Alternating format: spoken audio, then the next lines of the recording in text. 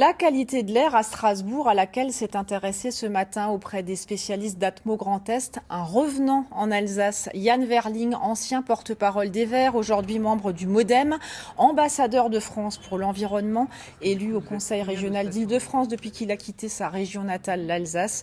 Yann Verling, qui est avec nous dans ce journal, bonjour. Et si vous êtes là aujourd'hui, c'est pour lancer votre mouvement politique, le Parti de la Nature. Pourquoi est-ce qu'il faut un mouvement écologique de plus dans le paysage ?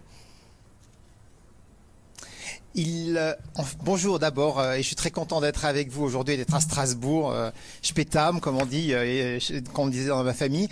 Donc je serais très content d'être là, et puis aussi effectivement pour lancer avec Fabienne Keller un mouvement politique qui s'appelle le Parti de la Nature, qui est une nécessité. En réalité, on a besoin d'une formation politique et d'un mouvement politique qui est réaliste, pragmatique, et c'est ce que nous voulons construire avec un certain nombre d'élus qui sont pour la plupart dans la majorité présidentielle. Il y a beaucoup de militants écologistes dans la majorité présidentielle et nous avons voulu nous organiser au sein de cette majorité pour peser sur les décisions environnementales que doit prendre le gouvernement. Mais est-ce que vous ne devenez pas ainsi juste une sorte de caution écologique pour Emmanuel Macron qui peine à s'imposer sur ce terrain? On l'a vu encore ces dernières semaines autour de la loi climat. Il a besoin de gens comme vous pour être crédible.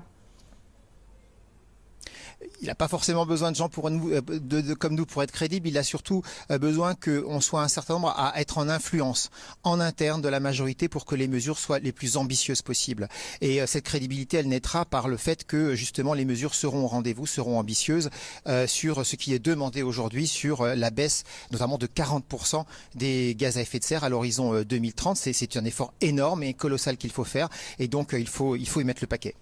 Ce passage en Alsace, pour vous, le Strasbourgeois, vous le disiez, ça vous fait plaisir, mais est-ce que ça vous donne pas envie de revenir, par exemple, à l'approche des élections régionales, être le candidat macroniste pour le Grand Est, ça pourrait vous tenter ?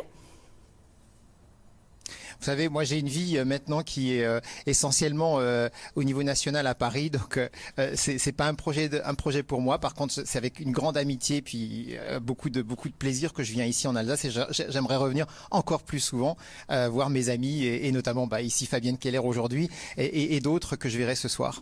Est-ce que votre Parti de la Nature entrera dans le jeu électoral? Est-ce qu'il y aura des candidats aux élections estampillés Parti de la Nature ?